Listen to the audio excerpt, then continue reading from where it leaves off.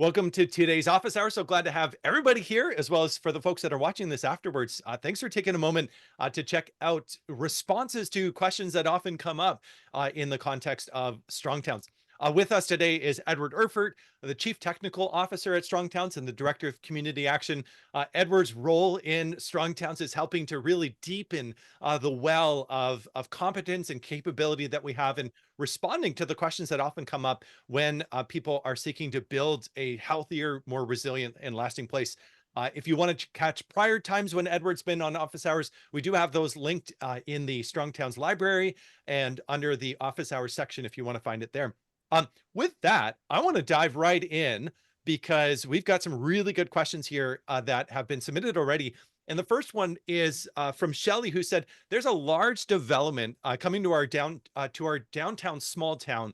The promise is that it's going to increase property taxes of about $140,000 per year.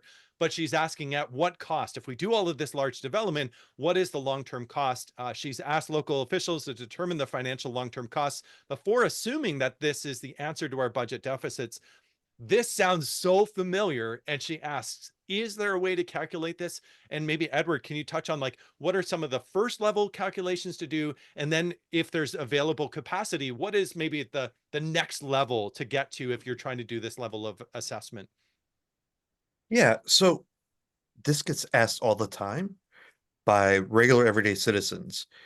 It does not get asked by our elected and technical officials. So, right, when we go and we look at development plans for our communities, we hear about all the great things. It's going to create jobs, it's going to create different revenues and sales tax.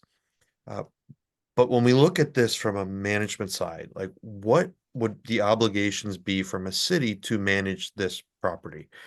Now, if this is an incremental project within the middle of the downtown, or it's a city block within the middle of the downtown, where there's already utilities, there's already a road, we're already doing snow plowing and sweep cleaning, we already do policing and fire in those areas, a project like this probably could be net positive, and it would be something that we would look at because those things already exist. They're the things we know we already have to do in that area. When we start to move to the edge, we have to start asking some different questions, and we need to kind of dive into the math. The first question I always have with this is all about the actual any subsidies that we're going to add to this project. Where do we get that number? $140,000 is a lot of money. If we think about our appraisals of properties, um, if you were at your millage rate is like at a 5 or 4, those small numbers, and we multiply it up, this is like an 80 or $100 million investment. Uh, when we do an assessment on properties, depending on how property tax is assessed, it's a smaller percentage of the assessment. It runs behind what we would see of the market rates. So you might actually not yield what they're saying. So it may be a multi-million dollar project in the downtown, but when it is assessed at comparable stuff, it's less. There may be things like tax increment finance that's added on it, or pilot agreements to delay the tax payments on the property. That dials down on it. When I look at projects that are on the edge of town or where we have to extend utilities, we actually can come up, it's actually one of the very few times that the local government and the developer completely agree on the numbers. And those are the site development costs. So whenever you do a new development, you have to build a road, you have to run water and sewer. The utility company, the city, the roadway maintenance department, Department of Highways, all of these places require you to do an estimate for those construction costs. So there's an engineering form that is generally adopted in all of these communities. Uh, Within that are unit costs. How much does it actually cost to build a road? And the reason we ask that is if the developer fails to deliver, we have an insurance policy called a bond that's set to that. So when I look at a construction project and they say, okay, we're doing a new neighborhood, and in that neighborhood, there is $5 million worth of infrastructure in the ground, that tells me that at some point I am going to, as a municipality, have to update and maintain that $5 million worth of infrastructure. When we worked with our communities in Lake County through the Community Action Lab, we took their bonding worksheets. We subtracted out of it all the site grading work, right? When you do a new lot, you move the dirt, you never have to do that again, or at least you hope not. So you move that out of the project. But then you go in, you look at roadway work. Roadway work, all of the drainage, the top coating, the curbing, all of that stuff has more of a 25 to 30-year life. So now we know what that cost is going to be, that over the next 25 years, we need to generate enough revenue off of that to pay for it. Then our water and sewer lines, those have an 80 to 90-year life. The lifetime of all of these types of bits and pieces change wherever you're at. Like in Minnesota, the roads wear out much faster because of freeze and thaw. The pipes have to be much deeper than in Florida, where things can be shallow, and the only thing they're worried about is radiant heat. So, like some different timing, but same math works. If we take those two numbers and we anamorize them out over the life of their life, so if it's $1 million, divide that over 25 years. If you want to get crazy with the math, you can add in inflation on top of that. But we just take that number. That's what we would need to be generating annually to support the long-term maintenance of those obligations. So we can start to add those up. If there's a neighborhood that needs to go in and we're going to subsidize it with a fire station, those are additional dollars adding into it. We analyze that over the life. If the development is coming in annually at a greater rate than that, that's usually a good sign.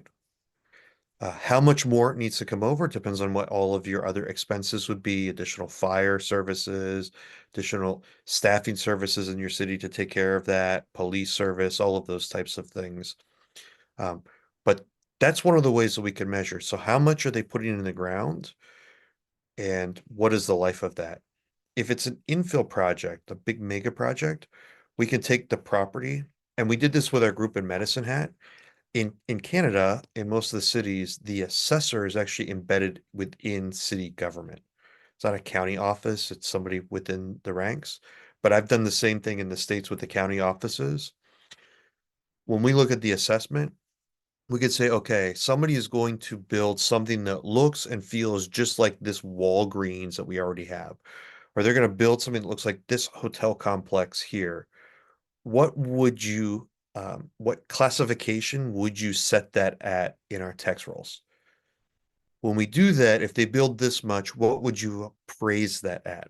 In Medicine Hat, they were super conservative, and most appraisers, city municipal appraisers would be. So they took what the value was compared to the other things, knocked 30% off, and it told us what the number was of revenue per year that we could expect out of property tax.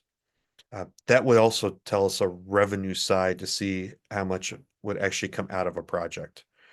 And in Medicine Hat, they found that the infill projects in the downtown were at, like the really like poor stuff, the low lift was 10 to 15 times more productive than the energy put into it. If they went and put a little more effort to it, as we've seen like with Urban Three's work, it would go up. So look at the project costs. What are the things that the development is required to build that the city or municipality be required to take over? We know what those costs are because we're paying for that today, or we've required the developer to bond that, and we've done the numbers of it, so we know how to set that price up. What is the proposed generation of income, of return on investment of that particular property? So once we tax it through property tax, if that's your tax structure, what are the numbers that are coming out of that? Be aware there may be subsidies or reductions that we have put for that, but looking at those pieces and see if it's net positive or net negative. And in Shelley's example, if we were to take the millage rate of her community, we could back engineer to figure out what that development is. And we're talking about hundreds of millions of dollars. Uh, So something, my little math senses are going off that something isn't right there in that. And we want to make sure, I think all of you are pretty astute. We just want to look at the hard costs. We want to look at the things that are tangible that we know that we can collect. Uh, Sometimes economic development packages will say each job or each new person we bring to town will add value. So we inflate the return number. Eh, What we really want to know is the property value. What is that is something that is constant and fixed that we want on the property.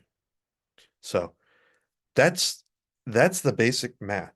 And it shouldn't be none of that should be hidden because all of that is there. And trust me, the developers will tell you how much it costs to build this stuff because they're going to say it costs so much money. And you ask, well, how much money? And they'll gladly tell you a number. Mhm. And from that, that is the obligation as a community that you may be taking over for all those roadways. Yeah. And I just also want to share what we, a citizen can do is, and we, Edward has a video on this. I'm going to be creating a quick video on how to do a value per acre assessment, because this is an example in Kirkland, Washington that I use all the time because it's a simple, modest 2-story building in their downtown, but because it occupies a very small space, its assessed value is $35.4 million on a per acre basis. The consequences to the city is $296,000 of property tax per acre, even though their actual tax bill is less than that. The implication is if we have this level of development, this style of development pattern, we're going to yield considerably more than what you get over there with the Costco. This is very familiar math, but it actually works on a $140,000 annual property tax bill. Do it by how much acreage is expected to be taken up by it. So that way it isn't just 140,000. Well, that's big. This Costco on the left actually pays about $334,000 in property tax every year. So it seems like it is one of the best things for Kirkland, Washington. And yet it is such an inefficient land use that the consequence of it is that it's actually a paltry $22,000 per acre in terms of actual return to the city. Because if you say, if our sunk cost is the land, we can't get that back very easily, then we need to be really careful about how we use that land and identify in your community, Shelley, or for others, you can probably identify in your downtown, like I said in the Medicine Hat example, where you've got even fairly dilapidated buildings vastly outperforming the productive capacity of these large, more sprawling sites. And so if this large development is pitched in a way that we're good friends with a lot of the new urbanist development specialists that are really beginning to refine the art of making towns and making like much more comprehensive, improved developments. And one of the key metrics that should be applied to those projects as well as to any project elsewhere is on a per acre basis. Are we in the ballpark of being really productive, or is this still just part of this age old pattern of building 15-acre sites and using them in really unproductive ways? So I would just add that this is very simple math to do that any citizen really has access to that would, and you would do it sort of looking forward. As soon as you find out $140,000 in property tax, the first question a Strong Towns advocate says, on how large of a site? Because if you're taking up, 40 acres in order to get that amount, you're actually looking at a pretty poor return on that investment because you're committing so much to it. And then disputing the idea that like, well, jobs is the way that we fund this. It's like, though that doesn't work. That doesn't work over the first life cycle, let alone the second life cycle. Someone said, I'm a new city councilman in Annapolis, Maryland, and would like to champion some policy in line with the Strong Towns movement. I'm especially interested in transparent local accounting, but do you have suggestions of legislation I could introduce to help the city's accounting be more transparent? So we're doing a bit of a detour into transparent Yeah. local accounting, which I always say is the least interesting, but most important of the campaigns that we're undertaking. So yeah, we held a gathering of folks in the early spring to go through Budget Decoder, and there are two kind of key things I would share for this that hone in on and watch and listen. Chuck just did on his podcast, a couple of them back, uh, had invited Mitch on there who writes Dear Winnipeg and talks through this process. And then we have a locomotive tour stop where Chuck and Mitch will go deeper into that. Uh, what I would tell you is that you don't really need to pass any new legislation. The numbers are actually in your budget. What you should be doing is asking some different questions. We found that in all of these different numbers, there are, or in your budgets, there's some easy ways to find it and things that are buried. Recognize that your municipal budget is obligated to show a zero balance. So it is supposed to show that at the end of the year, everything you promised to do will be fully funded, so you balance out at zero. We do a lot of things in the budget to do that. None of us can get to our own zero balance budget on our own. So the municipal budget becomes kind of weird and murky.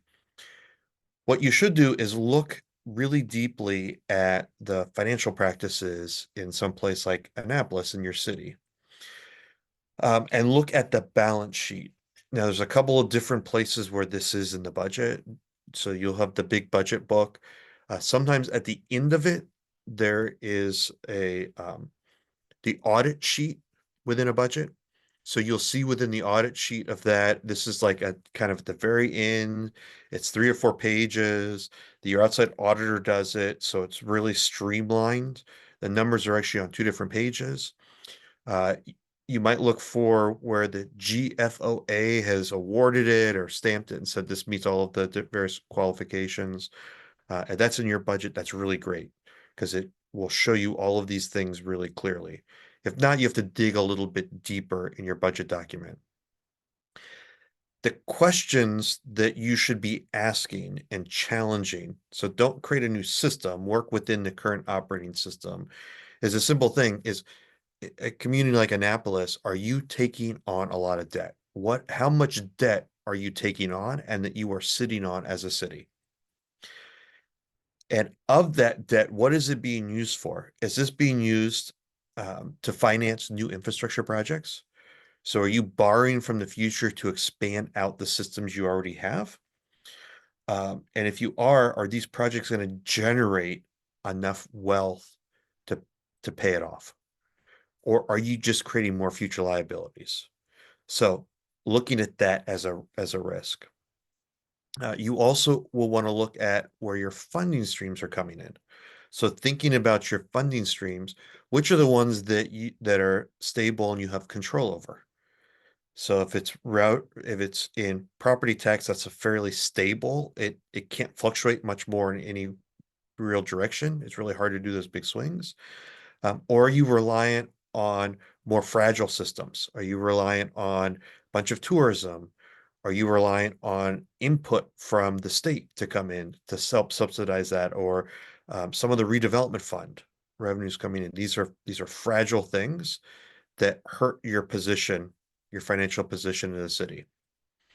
Uh, it's worth looking at your land use patterns. And right now, I know there's a bunch of work happening in Eastern Shore in Maryland with Urban 3. Urban 3 also just finished some work in Wheeling, West Virginia, and their city has some mapping up. But looking at your land use patterns, one, do you have the ability and are you promoting the more productive growth so that you can start to see that infill within the city, really linking that land use to those areas? Or are you proposing projects and work and land use patterns that will make you poor, that thin out the city, that require demolition of things that are productive? You also will want to look at maintenance. So in your municipal budget, recognize that you have operating costs and then you have your capital improvement plan. These are two separate budgets. Usually, your finance director will go through the operations side, and then whatever's left over gets migrated to your capital fund. When we looked at the budget documents for a place like Medicine Hat, if you go back in the last couple of years, they have a lot of videos up on their budgeting. They ended up in some financial struggles, and they reported that out to the community. They made some changes, and then as changes occurred, they then reported out how they had successfully overcome that. We made the mistake of actually mapping what their actual finances were in a graph.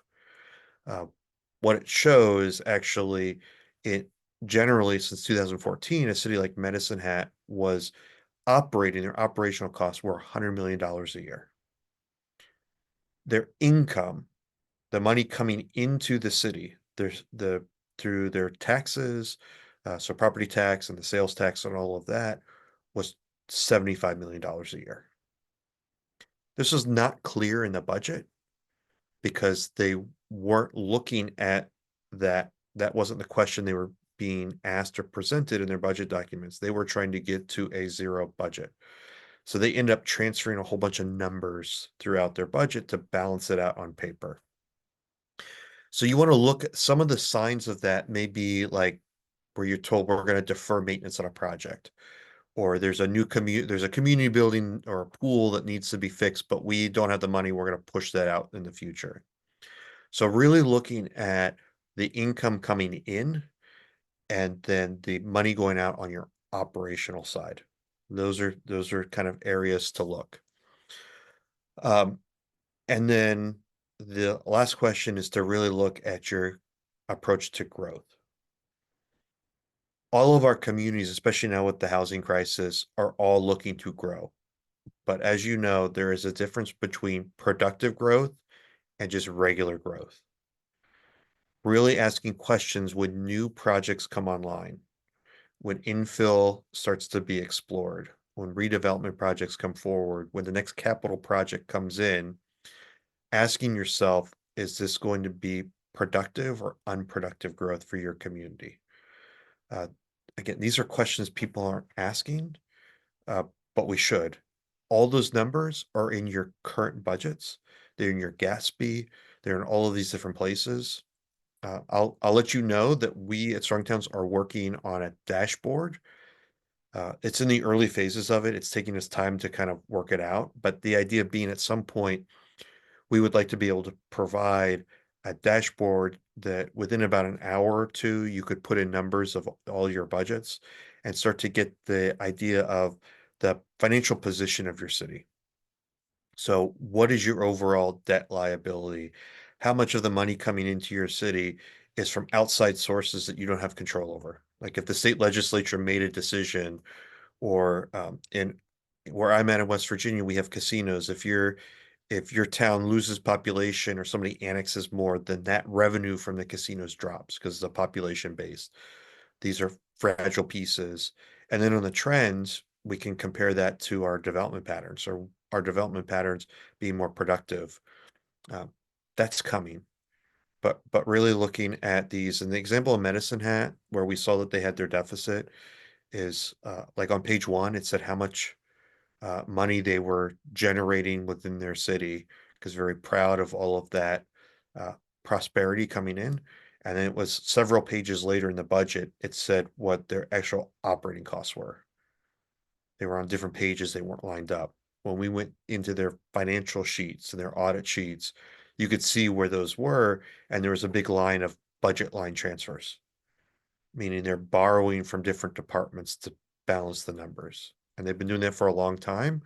So $25 million year after year after year becomes a really big problem. And that for Medicine Hat, where their leakage was, where their budget issue was, had to do with their land development choices. And they're working now very hard incrementally to backfill that. But yeah, they're asking the questions and getting the information presented, and what do we have in revenues coming in? What are our actual liabilities for our budget? What does it cost for our operational? And every decision when a budget item comes forward, are we utilizing debt to support that? Are we utilizing debt to leverage future projects? If we are, what what is the return on that? And if it comes out we spend debt at the end of the day that we're not generating any more wealth, or heaven forbid it's less than, those are the things that we need to be unafraid of saying we need to stop. And we describe that as stop digging. And that it takes a lot of bold leadership.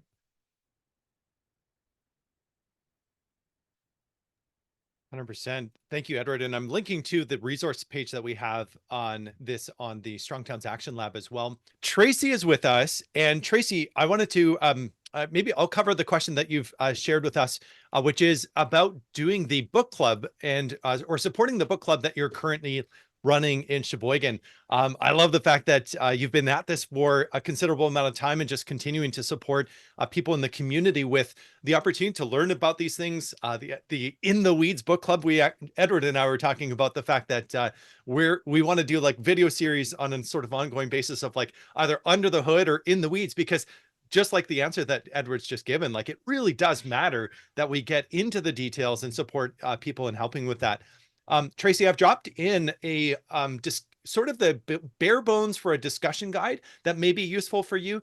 They're key quotes from the book, sort of by chapter, laying them out. And if I am not certain, but I believe that there's still some work underway to develop a discussion guide for the book.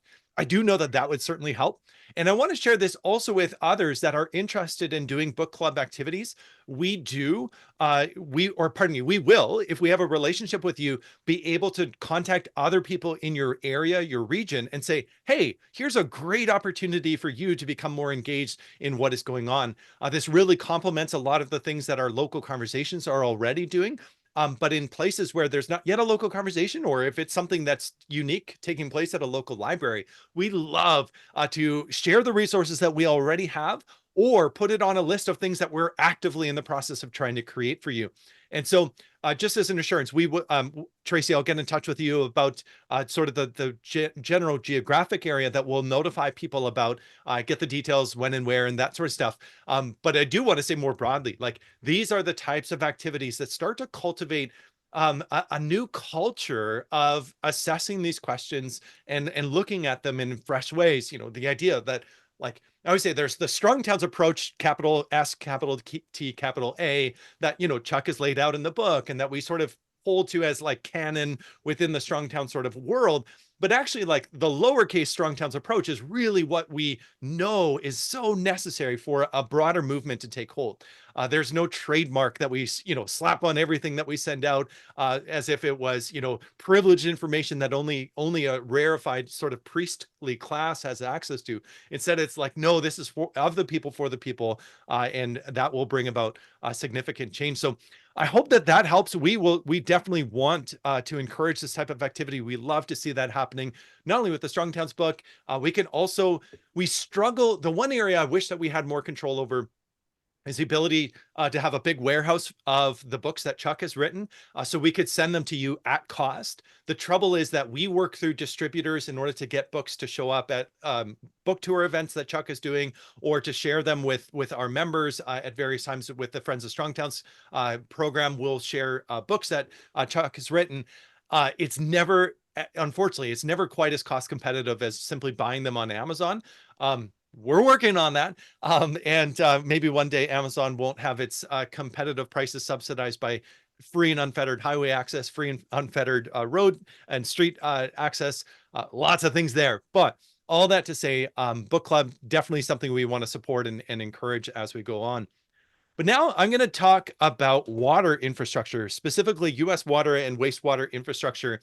Jonathan asked, do you have any recommended books? So Edward, on your nightstand, do you have any recommended books discussing the history and policy on U.S. water and wastewater infrastructure?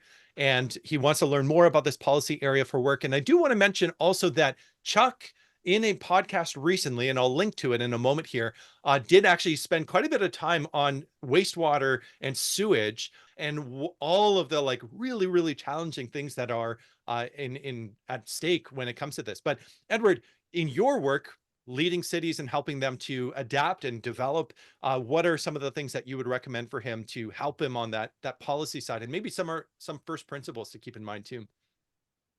Yeah, they're all really expensive. Yeah. That's where I would start. They're all very, very expensive. They also, all of these utilities are regulated through mandates and controls way outside of City Hall. Um, I was at a city that we worked very hard to shed off our city-run utilities to consolidate it with somebody else. because not only is it we talk a lot about the liability, how much would it cost to repair the pipe? Mhm. Uh, that is like the cheapest part of your system. The operations of a utility system are really, really expensive, and we can see that in the budgets. Um, as I've talked to cities, Norman, Oklahoma is one that I'm going to call out on this because Norman, Oklahoma is somewhat handicapped and handcuffed in how they can monitor their system. To raise water and sewer rates for their utility, they have to go out for a referendum of a vote. Now, only half of their city is on public utilities. So it has become this anti-growth position. If there's water and sewer, we're going to see growth. So if half of your community is rural and doesn't want to see growth, it's a very hard thing. But these utilities cost money to operate. So I would look at that. The other thing, there is a really good book I was introduced to, and this comes out of um, Australia. I'm going to find the reference to it. There is a manual that can help tell you what some of these costs are for this. And I had it right. It is called the International Infrastructure Manual. So if you want to get really geeky in the technical side, if you want to know what it takes, I'm going to drop the link in the chat. You know what it takes to operate and control these systems. This comes out of Australia, of all places. But this book, this is the manual to kind of go into. Um, Chuck's talked a lot about utilities. Listen to um, the podcast from Mommy. That's where they have a combined water and sewer system. So the we used to go and combine our stormwater and our sewer systems together. As we did that, so like the downspouts on your house, the sub pump in your basement, that would go into the same line as your sewer. Now, what happens in a rainstorm and you have a huge flux of water into the system, it overruns the plants and it leads to spill out and contaminates that. So separating those two systems out because the black sewage, the raw sewage from a toilet is much different than rainwater off a roof. So they're trying to separate those. Uh, Early in Strongtown's days, I know Brainerd. Chuck talked a lot about Brainerd and their water system. Our water system in the US is very expensive because we use potable water to fight fires. So if we talk to incremental developers, they first realized this problem because a tap fee for a sprinkler system for a 4-unit building is the same as a tap fee for capacity as putting the toilets. And those systems have to be separate in many regulations, so we add a lot of expense to it. I think Chuck had written before, thinking through this process of we only need one size pipe for drinking water and for showers and things in our home. We need a much bigger pipe that's needed for fighting fires, for the fire hydrants, and trying to separate those two systems out. Potable water gets fully treated and all the things they do so it's safe to drink. Fighting fire is water that does not have to go through that. So yeah, I this is highly technical stuff. Look at the manual I dropped in the chat. If there's specific things you're looking at within the system, we've also written in Lafayette, Louisiana, the struggle with their utility system is that the edge, the new development with all the new pipes, feed through the city through all the old pipes. So kind of figuring out how the things go. So in a center of town, if that pump station would go out, it doesn't just hurt the center of town, it actually hurts all the new subdivisions. But it's 12 miles down the pipeline, so you wouldn't recognize that that was part of your neighborhood. Yeah, and I see the operating the system. Um, I can tell you somebody that was in a city that had a sewer system. When a sewer line backs up, it's going to back up on Christmas Eve at midnight, and it's going to result in raw sewage in somebody's basement. Like, this is what happens. And having the technical folks on staff to do that, it's a lot. It's a lot of requirement, and trying to think of that at scale in a city. And then when you do that, there's like that's a liability your city has because you've got to clean that up. Uh, when we look at the budgets, when we looked at Norman's budget, again in their budget documents for their water and sewer, they said they were funding their system. I have not found a utility system as we've looked through budgets that is adequately funded. Now, I'm not sure we're all willing to pay the rate that we need to, but when you think about a water and sewer line that is when put in the ground a generation before us, and now it breaks and we have a year to find the funding or a few weeks to find the funding for another 80 to 90-year investment, these are the things that really can turn a city upside down.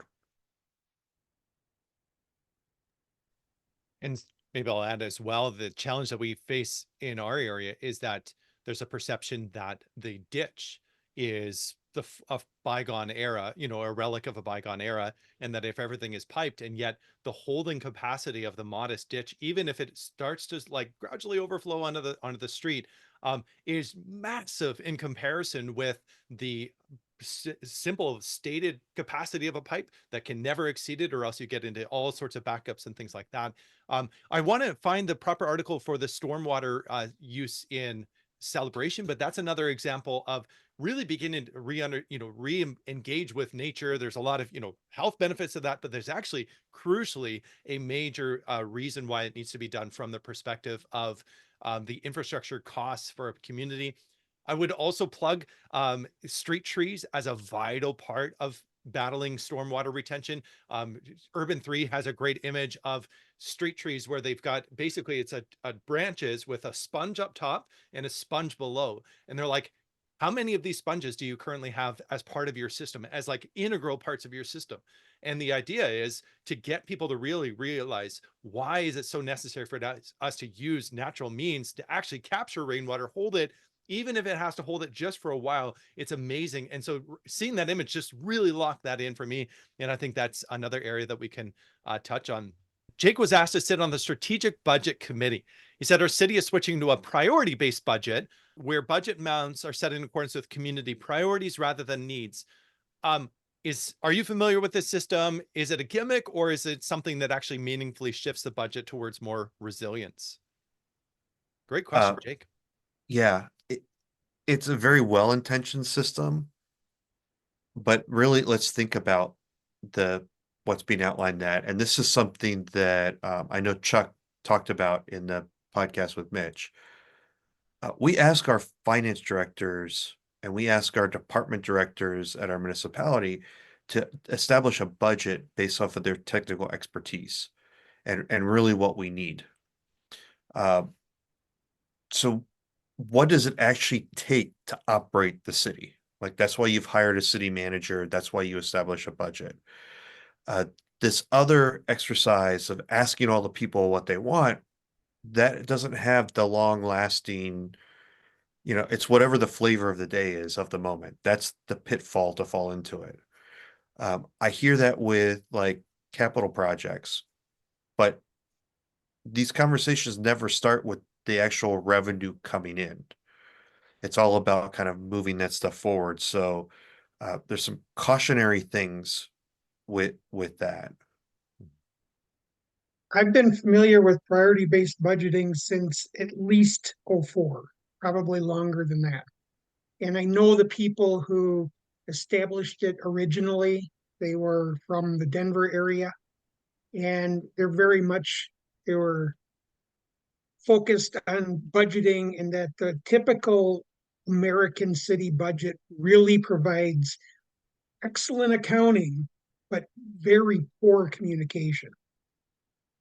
The biggest pushback that I've had in trying to implement priority-based budgeting is people complaining that we already have too much to do.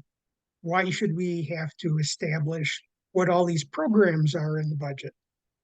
And the programs are based on what you're actually doing, but it also allocates not just the operating costs of the budget, it also includes the cost of all of the employees that are in the budget, which are typically well over 50% of your budget.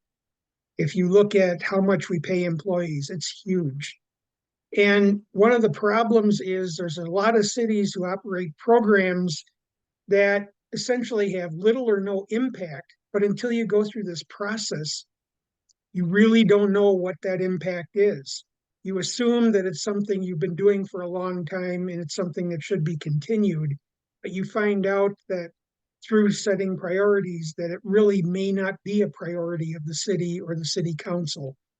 And so it's important for them to establish priorities of what they want to achieve and work out the things that really have very little impact into the day-to-day operation of the city, but may be costing a lot of money. And I think priority-based budgeting is really a good process, but like I said, you get a lot of pushback from staff that they don't like how much time it takes to do a priority-based budget. It really takes the elected officials to set that standard and say, we want this to happen. And through priority-based budgeting, very robust community and citizen-led discussion about what the budget is based on. It really gives people a lot of information they may not have had before. Like, for instance, the easiest one in northern climates is, what does it cost to remove snow? In a typical street budget in the general fund, that's really a hard question to answer. The budget is very accountable. You can tell exactly what's being spent on street maintenance. But as a city manager, it's really hard for me to explain in that question what that cost is, because rarely do you split out those programs saying what the actual aggregate costs are. And so that's always been a frustration of mine, is a lot of those questions are almost impossible to answer the way we do budgeting in America today, Well, and probably in Canada. the way we manage our cities, Yeah. we give our public works department funding to go do stuff. And they're asked to fix and do stuff within their budget.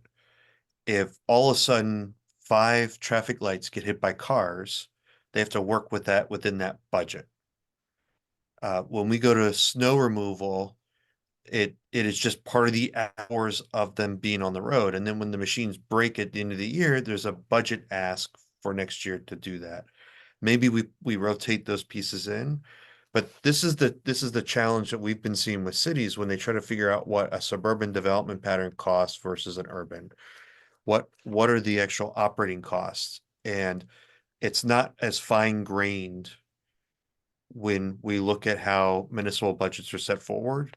And I don't know of any city manager that knows what it costs per hour to move snow. It's just not that fine-grained in their budgeting exercise. I also find that in a discussion, very few cities talk about what they're actually generating revenue. They always talk about what they want. We want to have all the unicorns and rainbows. We want to have all of the, the best of everything, but we don't really go back to see what our revenue coming in.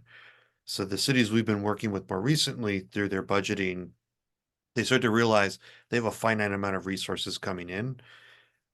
They've hidden what their real obligations are to maintain, and getting that shift is what has been it's a real eye opener. And so any of the cities we go in and we start talking about budgets, people get really, really sensitive.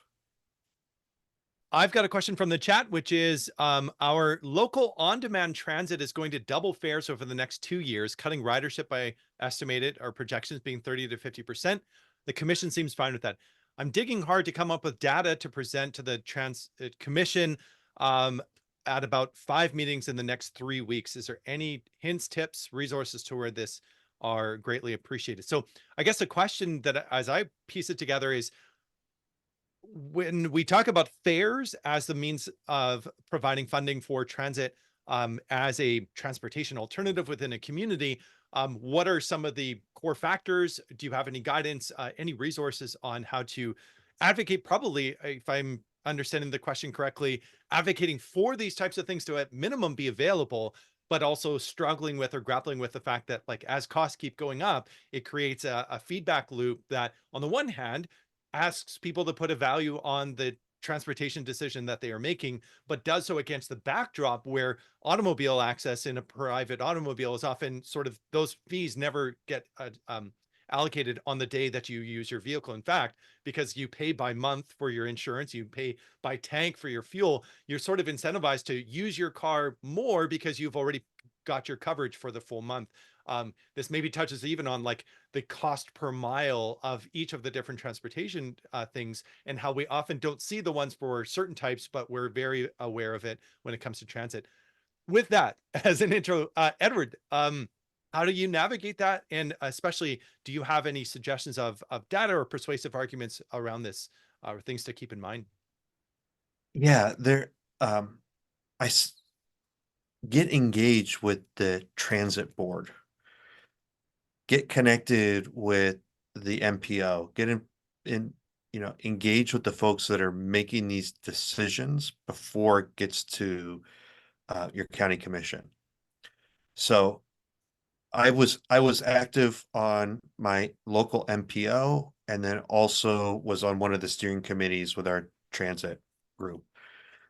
Transit has to be way more competitive in their case and their discussion than what we would for roadways, right? That just, it's a sliding scale. So really making sure that they clearly understand that if transit is important to you, the first step is to, one, share why it's important to you broadly, but also invite those decision makers to ride transit with you, to experience it, to see who's there.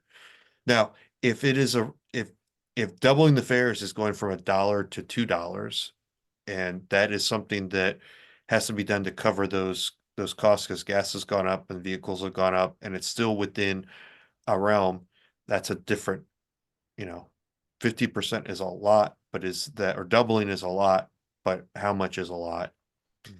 The same thing on the ridership discussion, really looking at those numbers. Our local transit was short on cash, and what they found is that there were more productive routes they could do. They could be more efficient in their busing system and how they connected people. And then they worked really hard to document how many folks were using those systems. So they got more efficient, which actually, with less money, got more ridership.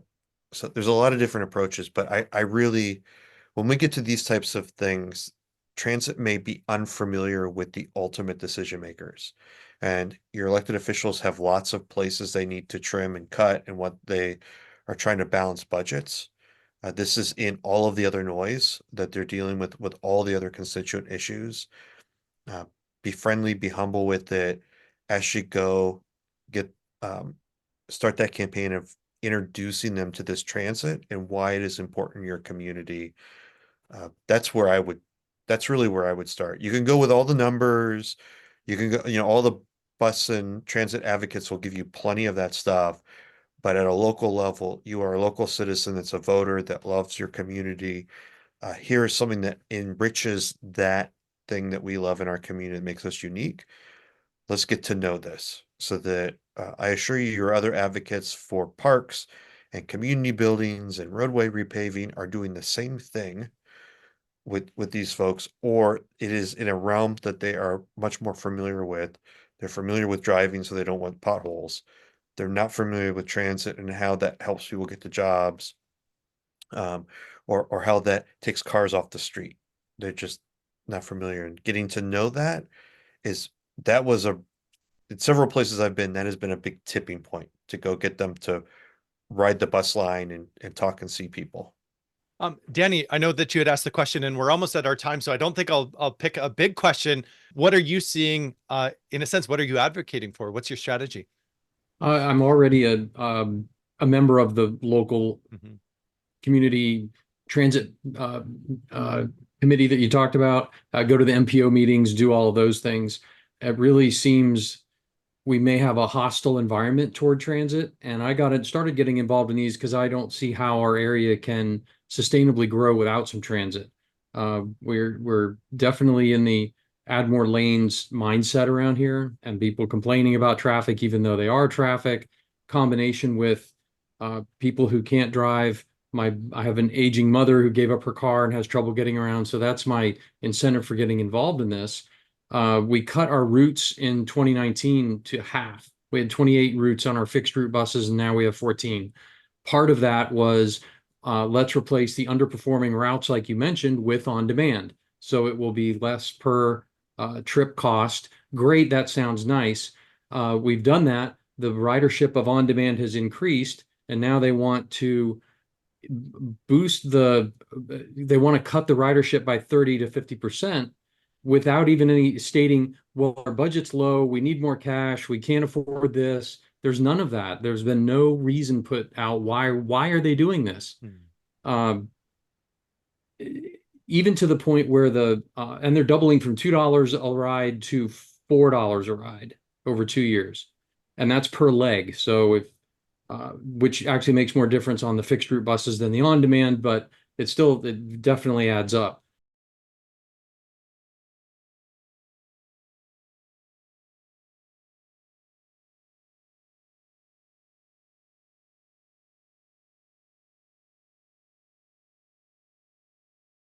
It seemed the on demand was put in place to take the place of the underperforming bus routes. Now that those routes are performing well, rather than converting them to fixed routes, they want to raise it to drop demand entirely. And with no accommodation for what are those 30 to 50% people supposed to do? Do they just move? It's not a good place to walk. It's not a good place to bike. We're taking away how mom gets to her doctor's appointment. Is she going to replace that with an $18 Uber every time she has to go to the doctor? I don't know the reasoning behind this, and and this is all very raw. I just got saw the video from the meeting a couple hours ago, so still processing all this. But the actual vote comes up October 10th or 8th or something, and all the public comments, everything is very accelerated and going to be pushing through this. And I see it more than we're raising the fares. We're trying to kill the system. It feels like it's just been one attack like this over another over the last 10 years or so to try and marginalize and push transit out, taking away how my kids get around, how my mom gets around, and how the area is going to be sustainable into the future. So how do I not go in hot yelling at county commissioners who I think are the decision makers in this, thus alienating the whole thing and not helping at all? Yeah, the first thing is you need to reach out to each of them and share, like, request to talk to them. You need to share that you're not happy with this and you intend to share that. But the thing to keep in the forefront is you like this transit system and how it relates to why Sarasota is great. You need to make that connection because they've not made that. So framing that right off the bat from a positive side, I like Sarasota because of all this stuff. Sarasota is great because of these things. This is contributory to that success. So framing in that way will help you get over the frustration, anger of why are they cutting this? Why are they taking something away that we need? The next thing, so making sure that that is clear. And then the next thing is say, this is really important to me. I would love to have you ride with me. This is something that my mother uses all the time. Will you come with us? We'll go out, we'll ride transit and get a cup of coffee. Or will you follow me? We'll show you how she gets to get her groceries. One of the communities I was in when transit was tough, one of the council members was very active in the VFW. That was his thing. And when he realized that everybody at the VFW relied on that transit, it was another part of Florida, relied on all the services when all those veterans needed that, and how many of them there, a light bulb really switched off in that commissioner's head. And they talked about how that was a part of critical infrastructure for the community. This is something that's like, this is that slow way of getting people to shift their mindsets, and it could be painful. It's not going to happen quickly, but like connecting this to the quality of life within your community and how it makes the community better, and just that relationship thing, and then ask them to go and experience this with riders. If you have a coalition of other folks that think like you on this, uh, keep them away from all the kind of the, like what we say is like, don't be a jerk, but really go in and just kind of share why it's important, flood the positivity, because that will rise to the top above all the negative stuff of just beating on the drums. It's hard for somebody to say that we want to cut money from somebody's mother who shouldn't be driving because of their age, that we're going to stop their mobility. It's much easier to say, well, transit just costs money and we'd rather put money in a roadway. So working through that, and the rides, anybody else that you know that's riding there, they should all be doing this campaign of sharing why it's important and inviting these elected officials to ride. And if they won't take it up, then work down the chain of command until you get folks excited about it. You can also go up and invite the various folks, from whether they'll show up or not, but from the governor's office, from your state and federal representatives. It always amazes me when one of these people or the representative shows up, how that kind of bubbles out. But getting them to experience what you're experiencing helps them to better understand the decision they are making. And it will be harder for them to make that cut, or they will have a better understanding of what they're doing and what the impact is on that.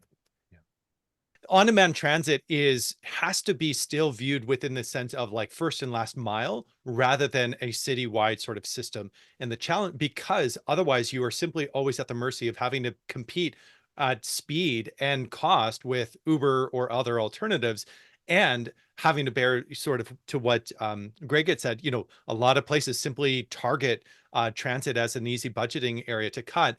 Because it almost never pays for itself without subsidy. And so one of the difficulties, where at least with bus routes, we still see the efforts with bus routes in suburbia to run those loops all over the place and have extremely inefficient routes with very low ridership.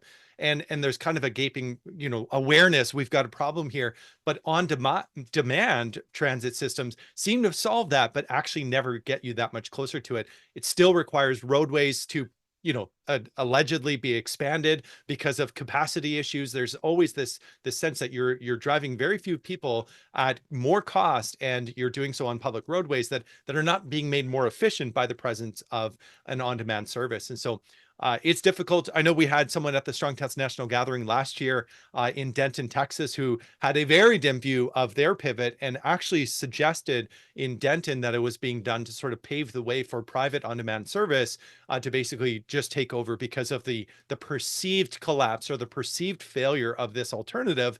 Thereby sort of putting the nail in the coffin of the idea that their municipality, as a suburban sort of experiment style place, could ever have transit. Well, we know the opposite is the case. All places actually can become more productive, and then link those productive places with other productive places with higher capacity transit, and actually begin to see a virtuous feedback loop of people using it, being benefited by it. But until you get to that level of commitment in the community of connecting productive places together with transit, rather than just connecting neighborhoods or places, it becomes very difficult for those places to sustain themselves. Coming up for next week, you can certainly, again, submit questions either in the Strong Towns Action Lab, which is, I've linked to it a few times. There's the button Ask for Help. That's one of the ways that we can go through and grab your questions. There's also so many resources in there that I think might give you some good reading material for the evening, or a few. And then the other part of it is you also have through email the form that you can submit questions. Just to highlight too, Chuck is going to be in the office on Monday doing a full hour. Again, it's 1 hour earlier in the afternoon, so just take note of that for your schedule. but the details are in there. It actually is the same Zoom link, and he's going to be doing these once a month, but they'll be on Mondays for the fall here. So I'm looking forward to that as well. I always enjoy engaging with every one of you. Today we didn't get a chance to engage as much, but I do think we got through a lot, and I hope that was valuable for you. A little round the horn in terms of the topics we covered. So thanks again to Edward. Have a great day, everybody. Take care. Bye.